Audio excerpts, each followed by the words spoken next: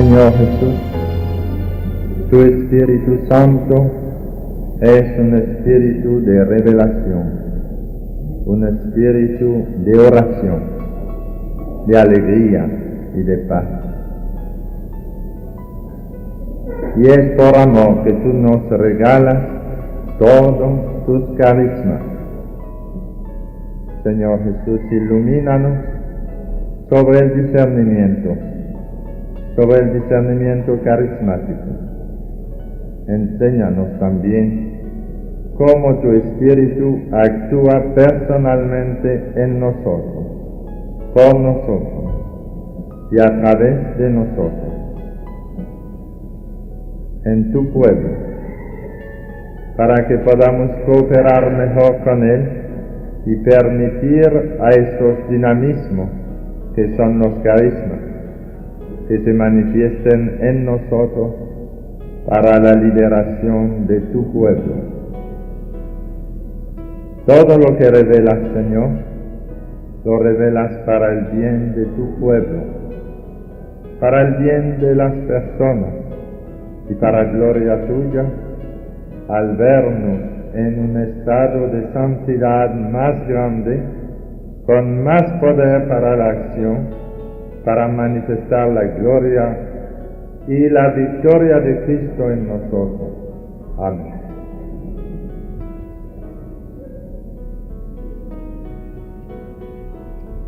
Hermanos, esta mañana queremos con ustedes reflexionar sobre el discernimiento de espíritu. De cara a la renovación carismática que surge en la Iglesia como una sorpresa del Espíritu Santo, debemos ejercitar un discernimiento espiritual que nos llevará a distinguir lo que viene de Dios y lo que no viene de Dios. Y la problemática es que hay tantas intervenciones extraordinarias de Dios a través de carismas, de visiones, de inspiraciones y acciones que vienen de estas inspiraciones, a través de estados de consolación o de desolación, que pueden ayudarnos a descubrir la voluntad de Dios. Y el discernimiento no es cierta capacidad de evaluación, cierta habilidad en evaluar. El discernimiento de espíritu trata de lo que tiene que ver con los espíritus. El discernimiento de espíritu da respuesta a una única pregunta. ¿Cuál es la fuente del impulso que tengo ante una decisión? El discernimiento de espíritu responde a esta única pregunta. Fíjense bien. ¿Cuál es la fuente del impulso que tengo ante una decisión? El discernimiento presupone prudencia, inteligencia, pero a veces las rebasa. Así una persona muy unida con Dios puede tener gran discernimiento sin ser muy inteligente. Y esa fuente puede ser Dios o sus ángeles, puede ser Satanás o sus demonios, y puede ser el propio espíritu, que puede estar sano o enfermo. Entonces el discernimiento de espíritu tan necesario en la renovación carismática y en toda la vida cristiana en general responde a una única pregunta: ¿cuál es la fuente del impulso que tengo ante tal decisión? y puede haber 3 fuentes distintas. Y tengo que discernir cuál es la fuente que me impulsa a actuar, si es Dios o sus ángeles, si es Satanás o sus demonios, si es el espíritu humano mío, que puede estar sano y puede estar enfermo. Y después de discernir de dónde viene lo que nos mueve a actuar, podemos actuar con más seguridad. Hay que notar también que después de una intervención de Dios o de sus ángeles, Satanás puede tratar de entrometerse y buscar hacernos daño. Así a Jesús le prometió riquezas y gloria si te prosternas y me adoras, le dijo a Jesús en el desierto.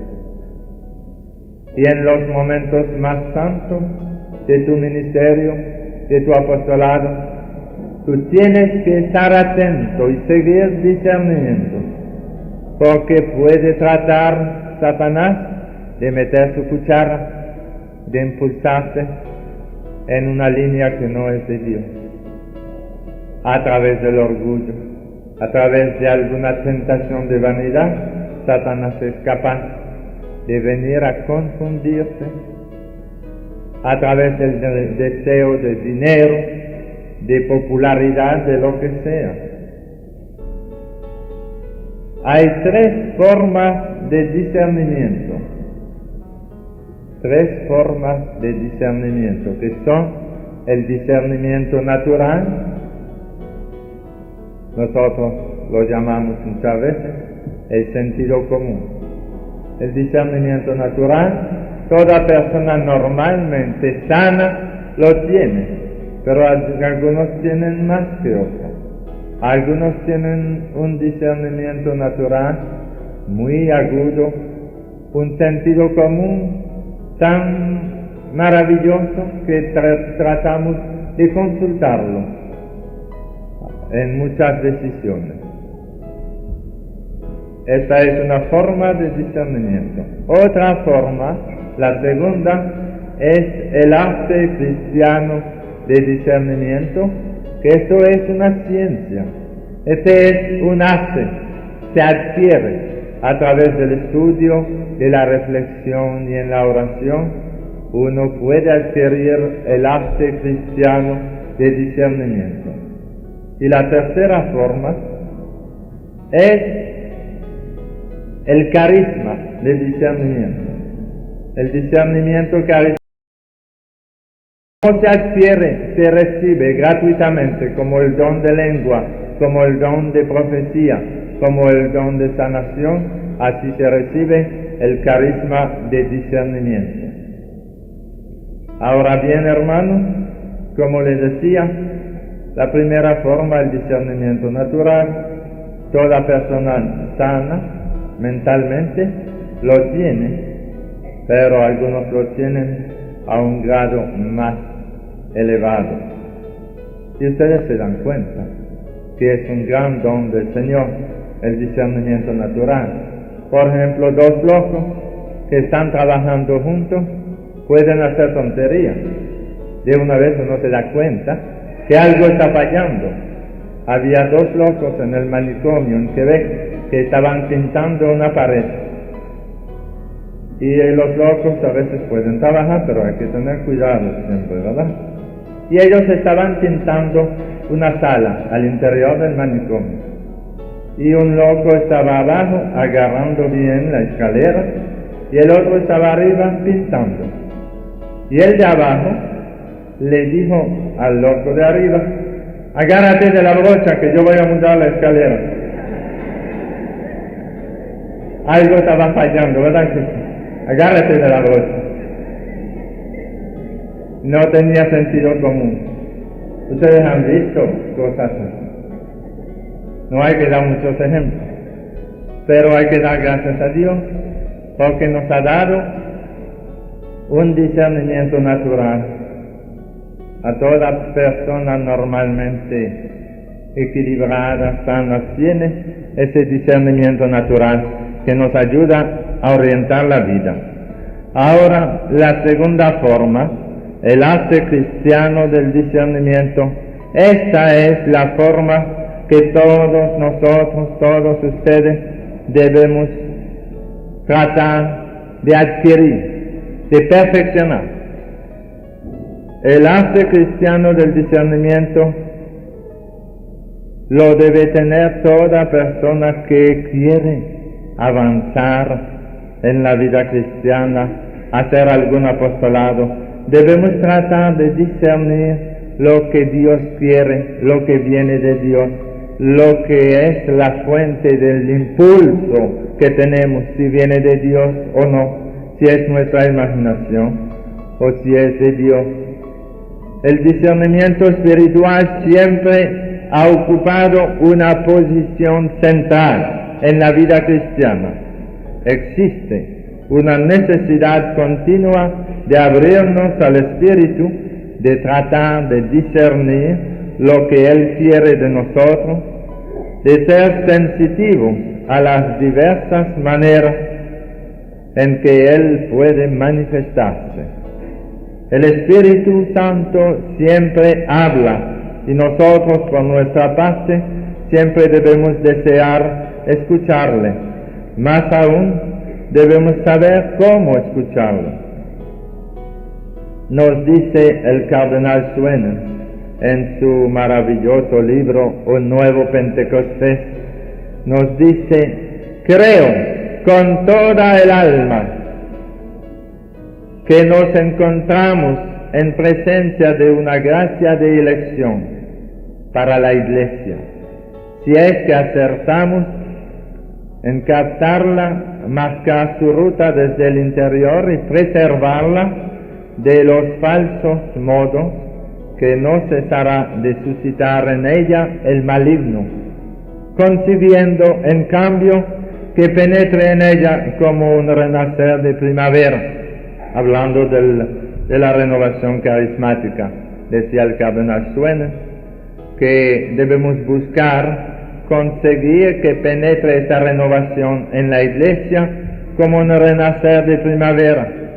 El discernimiento espiritual es un arte, una ciencia, y nos avisa ya la palabra de Dios cuando nos dice Pablo en la primera epístola a los tesalonicenses, en el capítulo 5, versículo 19 al 21, no apaguen el espíritu, pero examínenlo todo y quédense con lo bueno. El Señor puede dar discernimiento carismático en algunas circunstancias, pero lo normal es que busquemos nosotros crecer en el arte cristiano de discernir. No apaguen el espíritu, pero examínenlo todo y quédense con lo bueno.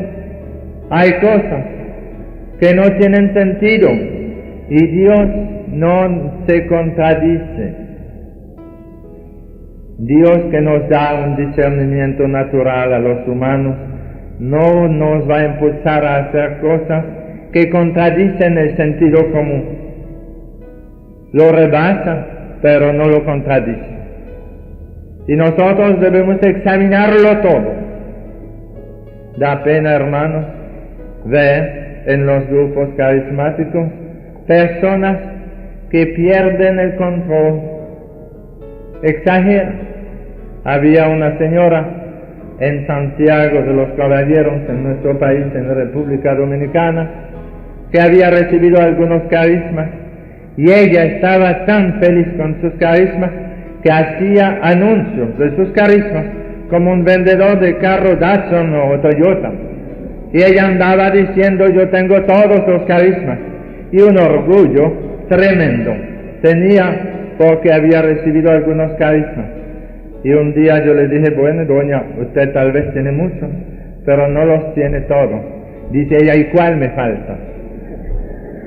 Le dije: usted no tiene la infalibilidad, porque eso lo tiene solamente el sumo pontífice.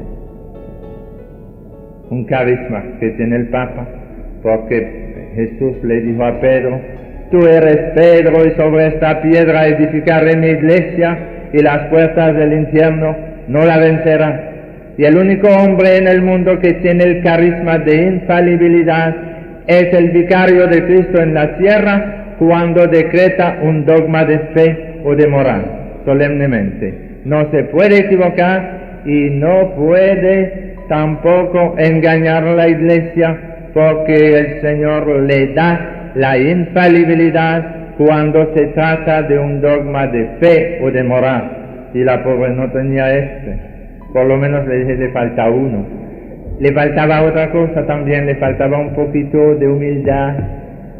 A veces hay gente que recibe carismas, pero en vez de ponerlos al servicio del pueblo de Dios, los ponen al servicio de su persona. Y en vez de buscar edificar el reino de Dios con sus carismas que han recibido, buscan edificar su popularidad y buscan lucir, aparentar, y entonces el Señor, que le ha dado carismas a esas personas, sabe muy bien qué hay que hacer.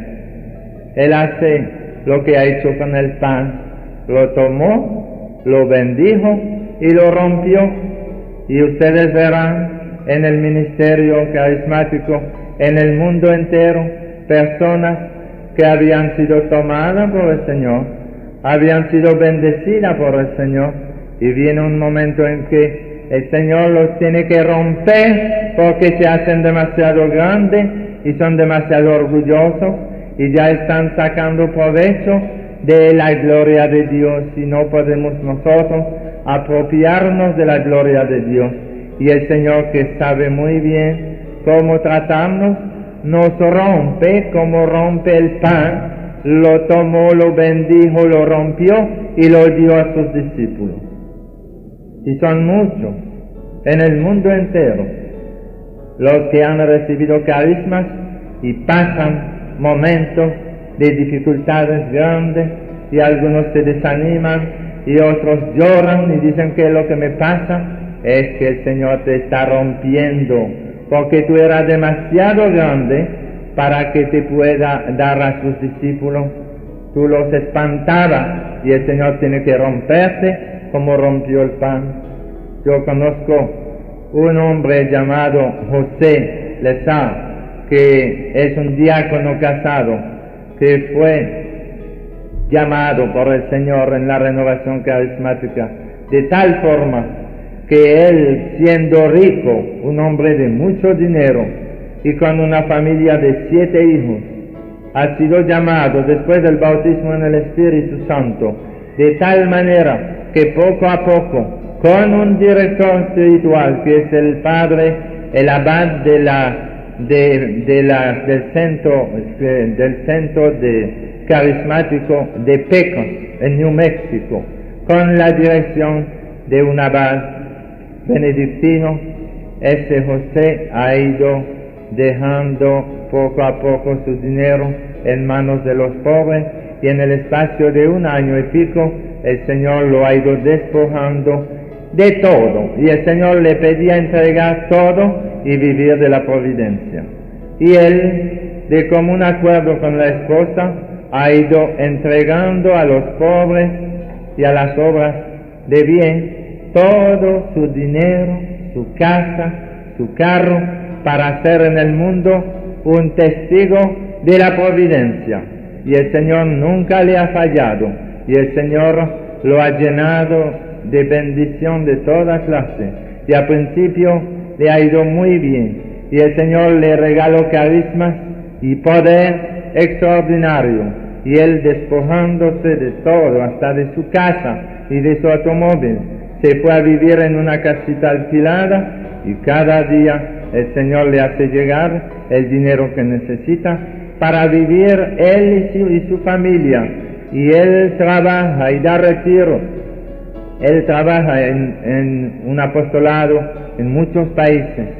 Sin embargo, después de 2 o 3 años de bendición grande, de mucho éxito apostólico, el Señor comenzó a romperlo. Y en su parroquia en Estados Unidos, donde vivía, cambió el equipo de sacerdotes. Y llegaron 3 sacerdotes nuevos que no querían saber de la renovación carismática, ni en pintura, nada. Y entonces José era diácono ordenado, diácono casado. Y ellos le quitaron todo derecho a hacer algún trabajo pastoral en la parroquia. Le prohibieron totalmente todo trabajo pastoral. Decían que ese hombre estaba loco. Y entonces le quitaron el derecho hasta de visitar a los enfermos y de orar por ellos. Le quitaron el derecho de distribuir la comunión a los enfermos y menos todavía podía predicar. Y José se vio reducido a nada. Y el obispo, que es muy amigo de José, lo llamó y le dijo: ¿qué vamos a hacer? Los sacerdotes de tu parroquia no quieren que tú trabajes, nada. Y José le dijo a su obispo: si ellos no tienen el Espíritu Santo, yo no lo tengo tampoco. Ellos, siendo sacerdotes ordenados y llamados a ser los pastores de esta parroquia, si no actúan con el Espíritu Santo, menos lo tengo yo. Así que yo voy a obedecer, le dijo José. Y él aceptó esta regla de no hacer nada de pastoral en la parroquia.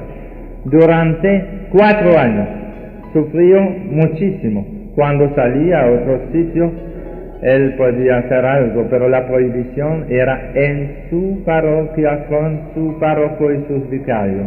Nada.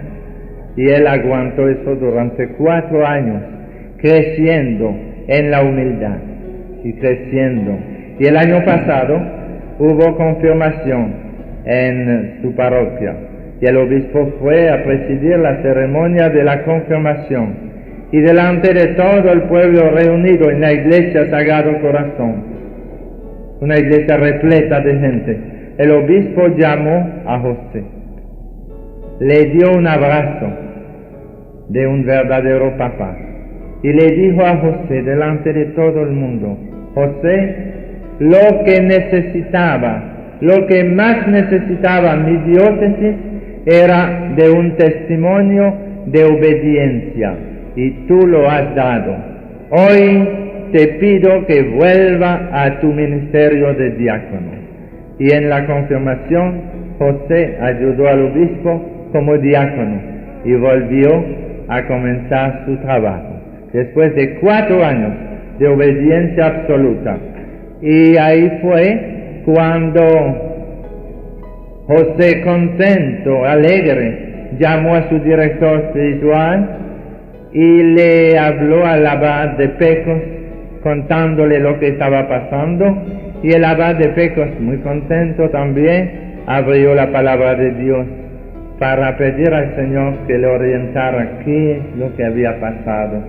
Y el Señor le dio al abad esta palabra que el abad de Pecos leyó por teléfono a José. Le dice: mira lo que me da el Señor como respuesta. Y lo que abrió fue esto. Él lo tomó, lo bendijo, lo rompió y lo dio a sus discípulos. Y ahora el Señor, que lo rompió durante 4 años, lo está dando a sus discípulos. Y José trabaja con un poder extraordinario. El Señor lo ha hecho crecer en la humildad durante 4 años y ahora es un instrumento del Señor de un poder increíble. Vean, hermanos, cómo debemos tratar de discernir la voluntad del Señor. Si José se revela y dice que eso es celo de los sacerdotes, que se ponen celosos, y si se revela y desobedece a su obispo y se pone a criticar y se aparta de la iglesia, él no ha sabido discernir el Espíritu en su vida. Pero si él, en actitud de obediencia, dice: ¿será que el Señor a través de esto me quiere hacer crecer en la humildad? Él sabe discernir el Espíritu en su vida. Y nosotros debemos buscar siempre discernir la acción del Espíritu Santo en nuestra vida. En vez de reaccionar criticando, debemos pedir a Jesús, ¿qué es lo que tú quieres a través de esta prueba, a través de este accidente? Si un cabello no cae de la cabeza tuya sin el permiso de tu Padre que está en el cielo, ¿por qué va a permitir tu Padre del cielo este sufrimiento para ti? Pregúntate en tu ministerio, en tu apostolado, si acaso no será que el Señor te está rompiendo para poder después darte a sus discípulos, para que te puedan acoger, para que tú seas un instrumento con poder al servicio de su iglesia. No apaguen el espíritu, pero examínenlo todo y quédense con lo bueno. Nos dice también San Juan, en la primera epístola de San Juan, en el capítulo 4, versículo 1, no crean a todos los que se dicen inspirados. Examinen los espíritus para ver si vienen de Dios. Examinen los espíritus para ver si vienen de Dios. El discernimiento espiritual como arte o ciencia puede ser llamado también doctrinal, y a veces es personal, otras veces es comunitario. A veces en tu grupo de oración el Señor te da una facilidad para discernir que lo que está pasando no viene de Dios. Por los estudios que tú has hecho de la Biblia, por el conocimiento de la palabra de Dios, en la oración tú te das cuenta que algo de lo que está pasando no viene de Dios. A otras veces el Señor da a todo el grupo un discernimiento comunitario. No es uno solo, sino la comunidad reunida que dice, esto no es del Señor, porque a mí me cayó demasiado pesado y demasiado mal. Eso no puede ser del Señor. A mí no me ha producido paz, sino que me ha puesto nervioso. Hay un discernimiento que es comunitario a veces, porque por lo que conocemos, viendo lo que pasa, el grupo entero o casi todos dicen, no, eso no es del Señor. Ahora, ¿cuáles son los criterios de discernimiento espiritual? Como le dije, el arte cristiano del discernimiento es esto que debemos buscar, conocer, en esto debemos crecer. El discernimiento natural, la primera forma, la tiene uno o no la tiene según el sentido común que tiene. Y el carisma de discernimiento, eso no se adquiere, se recibe, y el Señor lo da. Hablaremos al final de esto. Pero lo importante para ustedes todos es que busquen crecer en el arte de discernir. Y el Señor nos da criterios de discernimiento espiritual. Primero, en el Evangelio, el Señor mismo nos ha dado una pista excelente para discernir lo que viene del Espíritu Santo y lo que no viene del Espíritu Santo, lo que viene del malo.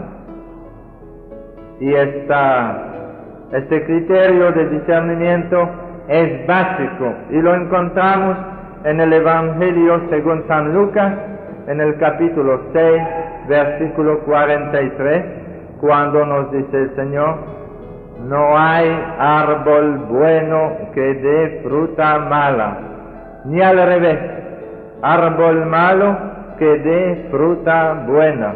En efecto, todo árbol se reconoce por su fruto. Si los frutos son malos, eso no puede ser del Señor. Y si los frutos son buenos, el fruto bueno viene de un árbol bueno. Si los frutos son buenos o si son malos. Y entonces, este criterio de discernimiento es básico y nos ayuda mucho a todos. Y debemos siempre estar atentos a los frutos. A ver si este acontecimiento a ti te produce paz, alegría, te da gozo, o si te produce frialdad, rechazo, si te da como tristeza. ¿Qué es? ¿Qué es? ¿De dónde viene? Entonces debemos conocer cuáles son los frutos del Espíritu Santo, cuáles son los frutos del Espíritu Santo, si queremos discernir realmente la acción del Espíritu Santo en nuestra vida. En la epístola a los Gálatas, en el capítulo 5, versículo 22, San Pablo nos enumera los frutos del Espíritu Santo, o mejor dicho, el fruto del Espíritu Santo. Y dice así: el fruto del Espíritu es amor, alegría, paz, paciencia, afabilidad, bondad, fidelidad, mansedumbre, dominio de sí. Contra tales cosas no hay ley, pues los que son de Cristo Jesús han crucificado la carne con sus pasiones y sus apetencias. Si vivimos según el Espíritu, obremos también según el Espíritu. Entonces uno debe saber cuáles son los frutos que produce el Espíritu Santo y ver, examinarlo todo y quedarse con lo bueno, ver si los frutos aparecen o si no hay fruto. Si no hay fruto, puede ser que lo que pasa venga del espíritu humano, o puede ser a veces que sea una influencia del espíritu maligno. Si no hay fruto bueno, si hay temor en la asistencia en el grupo de oración, si hay espanto, si hay algo que pasa y todo el mundo está incómodo, incluso algunos quieren irse, no les gusta, puede ser una influencia maligna, pero en la mayoría de los casos puede ser también algo que inventa uno. Le voy a dar un ejemplo. Un catequista de mi parroquia quedó maravillado por el carisma de la palabra de ciencia. Esto a él lo deslumbró, le gustaba mucho. Y una noche, en la asamblea de oración, le vino el gran deseo de tener palabra de ciencia y comenzó a anunciar curaciones por paquete. Él anunciaba mucha curación y la gente estaba sorprendida y contenta. Primero creyeron que había uno por fin en la comunidad que había recibido la palabra de ciencia, y la semana siguiente otras curaciones, y comenzaron a buscar pero los testimonios, y no aparecía ningún testimonio, y al mes ya estaban todos curiosos con él y le dijeron: cállate, que eso es mentira, no aparece nada. Él tenía tanto afán y tanto deseo de tener el carisma de la palabra de ciencia que parece que pensó que con anunciarlo iba a haber algo, y no es así. Nosotros comunicamos a la asamblea lo que nos dice el Señor en el corazón, y a pesar de tener la palabra de ciencia desde hace ya 4 años, yo siempre cuando termino, estoy inquieto. Mientras voy dando la palabra de ciencia, no hay problema, porque sale impulsado por el Espíritu Santo. Pero después que termina, me quedo solo, y ahí comienzo a temer, y necesito testimonios. Y si no aparecen testimonios, yo no voy a dar más nunca palabra de ciencia, porque yo le digo que eso es duro. El Señor, cuando nos pide anunciar algo de lo que está haciendo, nos obliga a caminar sobre el agua. No tenemos ninguna seguridad de lo que estamos diciendo, solo el impulso del Espíritu Santo que nos impulsa a anunciar esto en detalle, pero después tenemos que verificarlo. Dice San Pablo: verifíquenlo todo y quédense con lo bueno. Y suponiendo que en una asamblea de oración anunciamos algunas curaciones y que no aparece ningún testimonio, y esperamos una semana, 2, 3, 4, y nada aparece, yo le aseguro que dejo eso de una vez, porque es demasiado duro y uno no puede estar ahí de bobo tampoco. Uno está dispuesto a servir al Señor, pero le dice: Señor, no me dejes solo, yo no quiero quedarme aquí de bobo, tiene que aparecer algo, porque eso es lo más duro en el ministerio carismático, anunciar curaciones.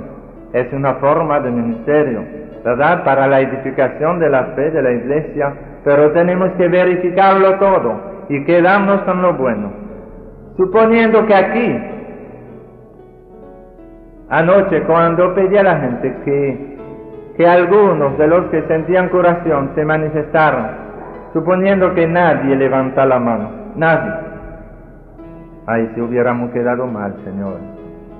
Es un riesgo grande. Pero yo lo pedí, estaba seguro que había personas que habían sentido la curación anunciada, pero lo pedí porque en la asistencia hemos podido discernir los 4 del equipo fuertemente que anoche, durante la palabra de ciencia, había personas en la asamblea que dudaban grandemente de esto. El Señor nos dio un discernimiento comunitario a los 4, hemos sentido una muerte interior. Había en la asamblea personas que nos encontraban ridículos y que no aceptaban esto. No son las personas que estaban en el retiro, son otros que han venido anoche de curioso, y el Señor nos hizo discernir que había un rechazo, una reacción de parte de algunas personas, tanto que tuvimos palabra de ciencia anunciando duda de parte de algunas personas. Y esa palabra de ciencia que tuvo Evaristo, yo la tenía. Éramos como 2 teléfonos conectados en la misma línea. Y lo que dijo él, yo lo iba a decir. El Señor nos lo estaba comunicando. El Espíritu de Dios nos pone en comunicación. Y eso es cierto. Entonces, me sentí impulsado a pedir a las personas que sentían sanación que se identificaran. Y más de 20 han levantado la mano. Y esta tarde a las 2 vamos a invitar a algunos a dar su testimonio. Esto lo hacemos, hermanos, porque si no, la palabra de ciencia sería negativa en la asamblea. Si hay palabra de ciencia y no hay testimonio, la palabra de ciencia no produce el efecto que quiere el Señor. Lo que quiere el Señor a través de la palabra de ciencia es edificar la fe de su iglesia. Que el pueblo de Dios sepa que Jesús lo conoce y lo ama y conoce sus problemas en detalle. A veces el Señor nos da una palabra de ciencia dándonos la edad de la persona. A veces nos dice cuántos años tiene enfermo. A veces nos dice cuántas personas se sanan de tal enfermedad. Y resulta que el Señor nos dice que se sanan 5 de tal cosa, y después descubrimos que se han sanado 7. ¿Qué fue lo que pasó? Que al anunciar las 5 curaciones, 2 que no estaban sanándose, crecieron en la fe, en la esperanza, y al crecer en la esperanza, el Señor dijo, a ti también te lo doy, agárralo, tómalo. Y entonces en vez de 5 ya son 7 que se sanan. Pero ¿cuántas veces hemos podido descubrir que a través de la palabra de ciencia hay personas que han aceptado su curación? Y en los testimonios hay personas que nos dicen, cuando usted anunció que fulano se estaba sanando del corazón, que uno se sanaba del corazón, en el mismo instante a mí me invadió un calor y un sollozo. Entonces la palabra de ciencia como que pone el fuego para prender todo. No es que la palabra de ciencia sana, pero el Señor la utiliza también para hacer crecer la esperanza y la fe en la asamblea.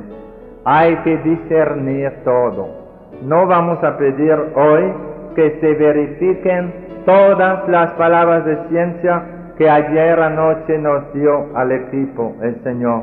No vamos a pedir la verificación de todo. Algunos darán su testimonio nada más dentro de 1 mes o 2 meses, por temor, porque están sanándose pero no están seguros, y está bien que tomen el tiempo que quieren, pero den su testimonio. Algunos a lo mejor darán su testimonio nada más dentro de 6 meses, y aparecerán al año personas dando su testimonio por primera vez, pero aparecen. Y hermanos, en el Congreso Carismático en Caracas, nosotros tuvimos problemas. Estábamos el equipo, María, Evaristo y yo, orando por los enfermos, y cada noche había una misa al exterior, y en la comunión se oraba por la asamblea, que era muy grande, cada noche el pueblo estaba invitado a la misa de la noche. Y el Señor nos daba palabra de ciencia. Y hay personas en la asamblea que nunca habían visto esto, y esto los ponía nerviosos. Sacerdotes de América Latina que estaban en el Congreso y no conocían ese carisma. Y se nos acercaron algunos a pedirnos que por favor no digan las curaciones porque la gente se pone nerviosa. Y nosotros le dijimos, pero ¿para qué el Señor nos da esta palabra de ciencia? Si no es para comunicarla a su pueblo, ¿para qué nos la da? Y entonces hubo discusión y no hemos podido nosotros aceptar esa sugerencia de algunos de quedarse callados y seguimos dándola cada noche con el permiso de la directiva del Congreso. Pero resulta que en el Congreso, en la clausura, grabaron todo y la directiva del Congreso quiso hacer un estudio para ayudar la fe de los que dudan. Grabaron todo, todas las palabras de ciencia fueron grabadas en la misa de clausura. Y ellos comenzaron a buscar con mucho cuidado las personas que habían sido curados según lo anunciaba la palabra de ciencia. Y a los 2 meses y medio ya habían podido descubrir todos los casos de curación a través de Venezuela, en distintas ciudades de personas presentes en el Congreso. Hicieron una lista, me la mandaron a mí, para animarnos a seguir ese ministerio tan duro que nos crucifica, que nos hace morir a nosotros mismos, porque no tenemos ninguna seguridad humana. Humanamente hablando, no tenemos dónde agarrarnos para afirmar tal cosa. Es la profecía del Señor. El Señor nos impulsa a darlo como profecía, pero después nos deja solo. Y ahí uno quisiera hundirse detrás del altar después y escaparse, porque dice, ¿y si no pasa nada? ¿En qué quedo yo? Y entonces viene lo humano a atormentarnos. Pero con el tiempo nos acostumbramos a tener confianza en el Señor y a verificarlo todo. Y a través de la verificación ustedes pueden discernir lo que fue del Señor y lo que no fue del Señor. Y en el Congreso buscaron testimonios y han podido comprobar todas las palabras de ciencia. Esta tarde algunos darán testimonio y yo les invito a las personas que están dispuestas a dar su testimonio a que durante el receso ahorita me den su nombre por escrito y me digan de qué se trata, y nosotros vamos a escoger algunos, no todos porque eso sería muy largo, pero vamos a escoger algunos para hoy y los demás darán su testimonio luego en su asamblea de oración, en su comunidad. Pero no se queden callados, hermanos. Cuando ya ven que su curación es un hecho, publíquenlo para gloria de Dios. Y todo eso para decirle que el discernimiento nos invita a examinarlo todo y a quedarse con lo bueno. Y si a veces en su asamblea hubo alguna palabra de ciencia y una del grupo, entre tantas, una o dos no se verifican, no se preocupen. Puede haber también errores humanos, puede ser que la imaginación a veces nos venga a hacer una trampa y que entre varias palabras de ciencia venga algo que no era exactamente así. Puede ser. La semana pasada el Señor, yo pensé que venía del Señor, que me impulsaba a anunciar que un hombre se sanaba del hombro, el hombro derecho, pero que estaba atrás de la iglesia, allí atrás, que estaba ahí, se sanaba del hombro derecho. Y el hombre dio su testimonio y yo decía que estaba a la derecha, porque es lo que yo entendía del Señor. Y yo enseñaba a la derecha por ahí. Y el hombro se sanó. Ese hombre dio su testimonio en la clausura, sano. No podía levantar el brazo y lo tenía sano. Pero dijo que no estaba por ahí, estaba en la otra esquina. Y yo decía que estaba por ahí porque yo entendía que estaba a la derecha. Y entonces dando vueltas, yo me di cuenta que yo me había equivocado. El Señor me decía que estaba a la derecha, pero mirando por acá, y yo lo ponía por ahí. Pero está sano, Hay pequeños errores a veces. En el diálogo con el Señor a veces no nos entendemos porque no escuchamos bien. El segundo criterio de discernimiento es que hay que juzgar si la manifestación del Espíritu viene de acuerdo con el mensaje de la alianza, pues nunca el Espíritu Santo se contradice. Si algo en una profecía no está en acuerdo con la palabra revelada, sepan con toda seguridad que eso no viene del Señor, porque el Espíritu Santo que inspiró a los profetas, que inspiró todo lo que contiene la revelación, no puede venir hoy a decirnos algo que contradiga la revelación, la palabra de Dios, la alianza.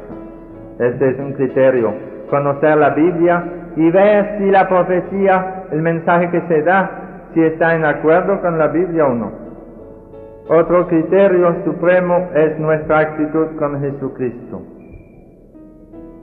Solo el Espíritu de Dios es fecundo, dice San Pablo en la epístola a los Efesios, porque en otro tiempo ustedes fueron tinieblas, mas ahora ustedes son luz en el Señor.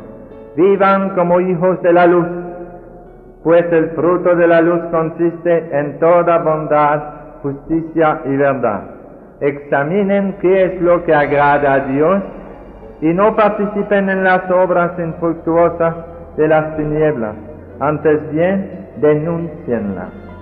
Hermanos, hay confusión entre las personas que tienen don de sanación y las personas que actúan en el pueblo de Dios, engañando con la magia, la brujería, la santería. Hay confusión para algunas personas, no para ustedes, deben poder distinguirlo bien, pero algunas personas confunden los brujos con los cristianos que tienen don de sanación. Y nosotros no debemos aceptar para nada algo que sea contaminado por el espíritu de las tinieblas. Yo no quisiera aquí darle un curso sobre brujería, pero quiero recordarle rápidamente que Satanás es el mono de Dios. ¿Saben lo que es un mono? El que imita, ¿verdad? Lo imita todo, un mono. Y como Dios manifiesta su amor en maravillas de todas clases, Satanás trata de manifestar su poder a través de maravillas también. Pero la gran diferencia es que lo que Dios hace produce fruto espiritual, y una curación del Señor produce en la persona un crecimiento en la fe, un gozo espiritual.